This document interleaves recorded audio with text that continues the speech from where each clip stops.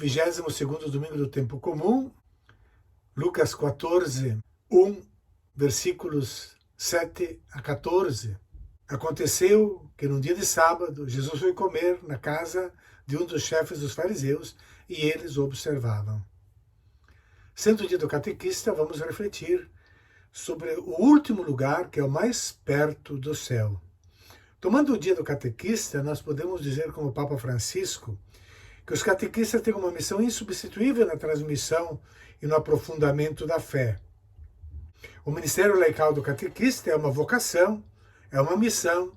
Ser catequista significa que a pessoa é catequista e não que trabalha como catequista. É todo um modo de ser e são necessários bons catequistas que sejam ao mesmo tempo companheiros e pedagogos. Rezemos nesse fim de semana pelos catequistas chamados a anunciar a palavra de Deus, para que testemunhem com coragem, com criatividade, a força do Espírito Santo, com alegria e com muita paz. Ora, Jesus é o grande catequista. Vamos ver como ele lida com os desafios do seu tempo e o jeito como ele vai ensinar as pessoas, os seus destinatários, ao longo da sua vida. O que Jesus ensina hoje, nesse evangelho da liturgia deste domingo, é sobre a lei do sábado, sobre a hipocrisia das relações, falando dos fariseus, e sobre as relações humanas na família e na sociedade. Vamos ver. O primeiro versículo que acabei de ler traz tantos elementos importantes para análise. Diz que era sábado, Jesus é o personagem, Jesus dirige-se a uma refeição na casa de um chefe dos fariseus e é observado por eles. Para compreender melhor, nota-se que o lecionário eliminou os versículos seguintes, versículo 1, depois pula para o 7º, onde os fariseus se aproximam, talvez para ajudar Jesus, advertindo-o, como fizeram a respeito de Herodes, que queria atacá-lo. Jesus, ao curar o doente, nesses versículos omitidos, ele nos revela qual é o esquema religioso próprio do cristianismo, que é romper com os esquemas e dar pleno sentido ao dia de sábado, isto é, dar mais vida a quem precisa. Jesus está na casa de um dos chefes dos fariseus para comer pão, literalmente no grego. E os fariseus o observavam. O termo usado é um verbo muito forte, paratereo, que indica uma realidade comum dos fariseus. Não foram movidos lá somente por simpatia ao aproximarem-se de Jesus, pois o observavam. Esse verbo paratereo é uma observação assídua, uma observação atenta. Ou como traduz a Bíblia de Jerusalém, eles o espiavam. Jesus ser convidado na casa de um fariseu já soa de per si estranho. Aliás, Lucas é o único evangelista que mostra fariseus favoráveis a Jesus, a ponto de convidá-lo para refeições. E no Evangelho de Lucas, nós encontramos Jesus comendo em casa de fariseus 3 vezes. A primeira é em Lucas 7, quando na casa daquele Simão fariseu entrou a pecadora. A segunda vez em 11:37, quando um fariseu estranha que Jesus não tenha lavado as mãos e aquela polêmica.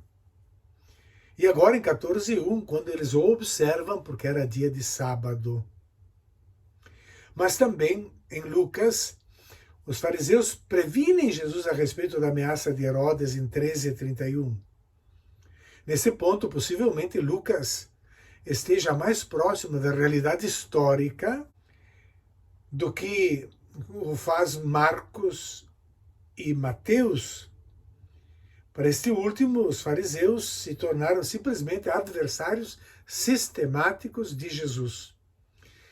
o que só pode ser fruto das polêmicas da igreja nascente com os seguidores da sinagoga.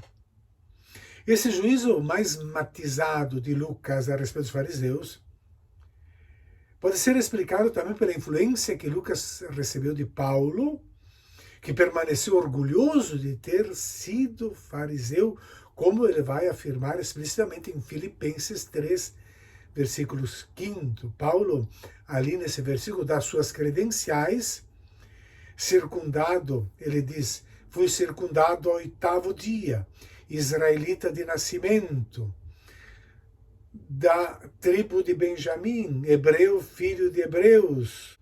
Quanto à lei judaica, fariseu. O texto da cura é omitido, de 2 a 6. E Jesus, observando então como os convidados escolhiam os primeiros lugares, conta-lhes uma parábola. É interessante que Jesus está à mesa com eles e conta uma parábola que fala de estar à mesa.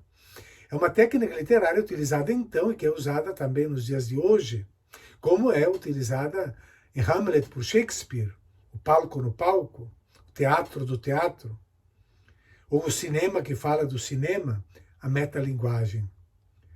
E Jesus diz, quando tu fores convidado para uma festa de casamento, não ocupes o primeiro lugar, porque pode ser que tenha sido convidado alguém mais importante do que tu. E o dono da casa que te convidou venha te dizer, dá o lugar a ele. Então tu ficarás envergonhado e irás ocupar o último lugar.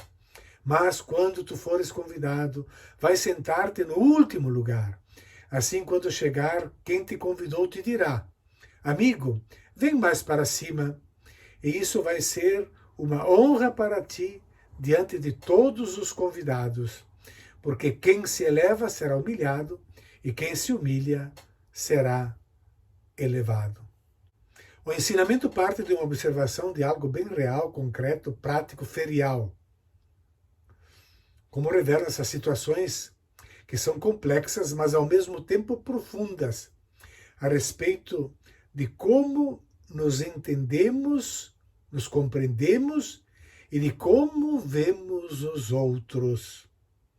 A refeição, ao invés de ser um momento de partilha e fraternidade, tornava-se um instrumento para marcar diferenças sociais entre pessoas e discriminar as consideradas menos importantes. Bem diferentes eram as refeições realizadas por Jesus, realizadas junto com os pobres, cobradores de impostos, pecadores. Esta prática de fraternidade de Jesus, e que Jesus tem presente, quando ele vai se dirigir também àquele que eu tinha convidado, dizendo, quando tu deres um almoço ou um jantar, não convides teus amigos, nem teus irmãos, nem teus parentes, nem teus vizinhos ricos, pois estes poderiam também convidar-te e assim já teria a tua recompensa. Pelo contrário, quando deres uma festa, convida os pobres, os aleijados, os coxos, os cegos. Então tu serás feliz, porque eles não te podem retribuir. Tu receberás a recompensa na ressurreição dos justos, aquilo que os fariseus acreditavam. A gratuidade seja a marca, portanto, das relações entre as pessoas, em lugar de troca de favores ou de comércio. Como o fariseu convidou Jesus, deve convidar outros escolhidos. Com os amigos, a refeição já traz uma recompensa de amor correspondido, o afeto. Com os irmãos e parentes, não se sai do interesse egoísta de si mesmo. Com os vizinhos ricos, há a esperança da retribuição, e isso já seria a tua recompensa. Pelo contrário, quando deres uma festa, convida os pobres, os aleijados, os coxos, os cegos. Então tu serás feliz, porque eles não te podem retribuir. Esses marginalizados estão impedidos, inclusive, do exercício do culto. Jesus veio, porém, para eles. É o médico que veio para os doentes, é o Filho do Homem que veio procurar o que estava perdido. A atenção para com os últimos deve caracterizar a vida cristã e, em particular, a ação eucarística, que é a culminância e a fonte da vida cristã. Como Paulo vai reprovar a atitude dos coríntios que na ceia do Senhor não esperavam os pobres. 1 Coríntios 11. Jesus está aconselhando quase com as mesmas palavras que lemos em Provérbios 25:6. Não se vanglorie na frente do rei, nem ocupe o lugar dos grandes. É melhor que digam a você, suba até aqui, do que ser humilhado na presença de uma autoridade.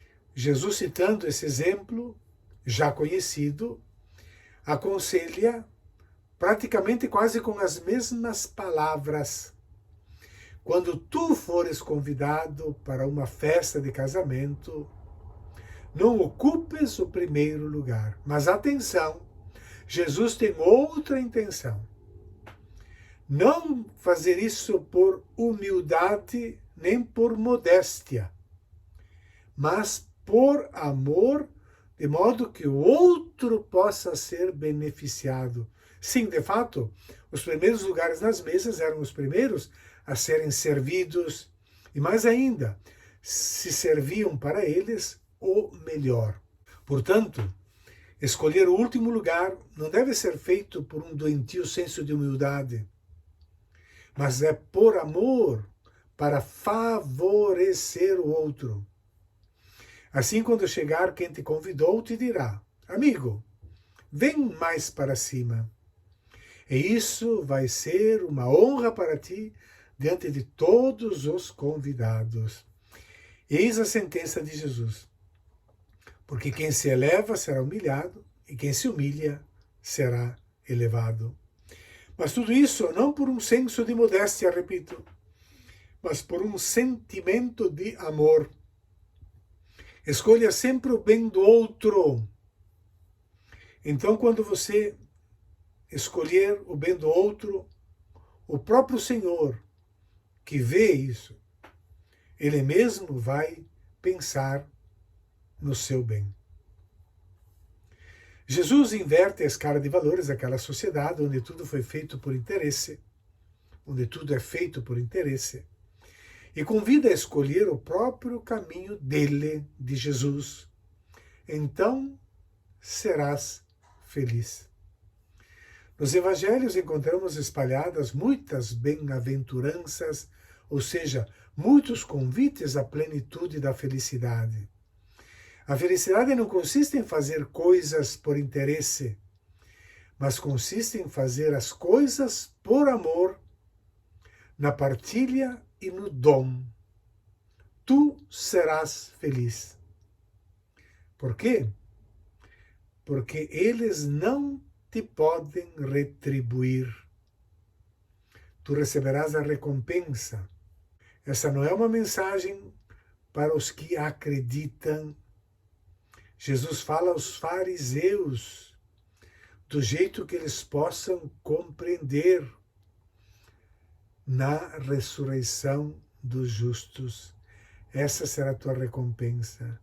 Porque os fariseus acreditavam que os justos irão ressuscitar.